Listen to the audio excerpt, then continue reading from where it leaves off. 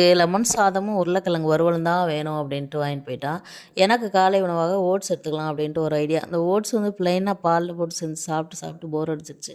வீட்டில் கொஞ்சம் பேரிச்சம்பழம், ட்ரை செர்ரி, அதுக்கப்புறம் செவ்வாழை வேறு இருந்துச்சு. 3 குட்டி குட்டியாக கட் பண்ணி போட்டு பாலில் ஓட்ஸை போட்டு அதையும் கலந்து குடித்தாக்க எனக்கு அவ்வளோ அருமையாக இருந்துச்சு, சூப்பராக இருந்துச்சு. அதுக்கப்புறம் மதியத்துக்கு பாவக்காய் குழம்பு வச்சிடலாம் அப்படின்ட்டு ஒரு பிளானிங்கு. காயெல்லாம் வதக்கிட்டு குழம்பு கரெக்டாக கொதிக்க விட்டுக்கிட்டு இருக்கேன். மீன்காரக்கா வந்துட்டாங்க.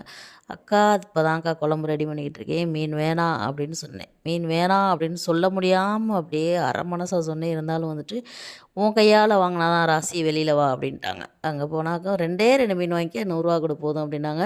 இந்த ஊளி மீன் குட்டி குட்டியாக இருந்துச்சு, சூப்பராக இருந்துச்சு. குட்டி குட்டி மீன் வந்துட்டு ரொம்ப நல்லாயிருக்கும் ஊளி மீன். சரின்னு சொல்லிட்டு 2 மீனை வாங்கி வறுவலுக்கு வச்சு லஞ்சுக்கும் உக்காந்தாச்சு. மீன் கொஞ்சம் பாவக்காய் கொஞ்சம் சாப்பாடு, அது 3 எடுத்து ஒன்றா சாப்பிட்டாலும் ஒரு டேஸ்ட்டு. அப்படி இல்லைனா பாவக்காயும் சாப்பிட்லாம், அதுக்கப்புறம் மீன் சாப்பிட்லாம், அதுக்கப்புறம் சாப்பாடு சாப்பிட்லாம். எப்படி சாப்பிட்டாலும் இந்த லஞ்ச் வந்துட்டு அருமையாக இருந்துச்சு. நல்லா என்ஜாய் பண்ணி சாப்பிட்டுட்டு சாயந்தரமாக அம்மி வந்தோடனே எனக்கு பட்டர் பண்ணு தான் வேணும் ஸ்நாக்ஸுக்கு அப்படின்னு ஒரே பிடிவாதம்.